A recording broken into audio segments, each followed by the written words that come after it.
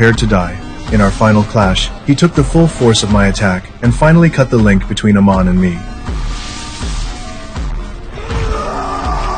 As the dark power faded, I regained my senses. But Zeratul paid the ultimate price. He dissolved into dust and scattered into the void, leaving only his weapon behind. I would carry on his legacy and fulfill his final wish. I approached the warp matrix and activated it.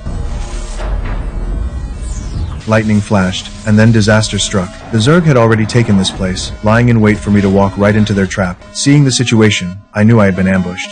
I remembered the old saying among my people, those who are severed from the light of the Kala will suffer endless torment. To free me from Amon's control, my closest friend had died by my own hand. Now, I would take up his legacy and fight with his weapon at my side. The Zerg were endless, swarming toward me from every direction, burying me in an instant. Then suddenly, two blazing blades pierced through their skulls.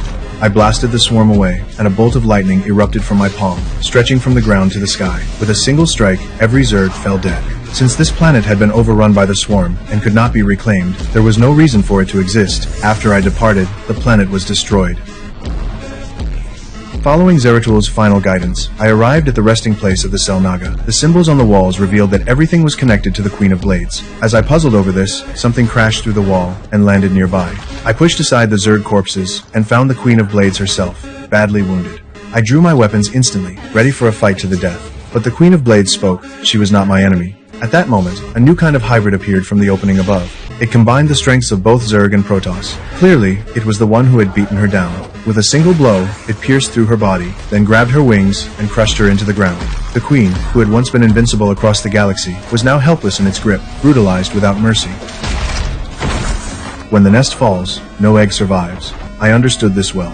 I charged forward, blinking past its defenses and severing its tentacle, then driving my blade through its chest. But it grabbed my head in its grip. Suddenly, a pair of bone spines impaled the hybrid and lifted it into the air. The Queen of Blades seized the moment and tore it in half. We set aside our hatred. Perhaps this was all meant to be. After countless trials, I finally reached the Xel'Naga's resting place, only to find it littered with corpses. A portal opened behind me, and red light struck my body, pulling me into the air. Amon, the Dark God, had slaughtered everyone here. His physical form was now nearly perfect. No one could stop his arrival. The entire galaxy would soon be destroyed. When I returned to base, I couldn't believe what I saw. Every Templar had fallen under Amon's corruption, just as I once had, completely lost to his will. Through combat with my second-in-command, I helped her briefly regain consciousness. With my guidance, she severed her connection to the Kala.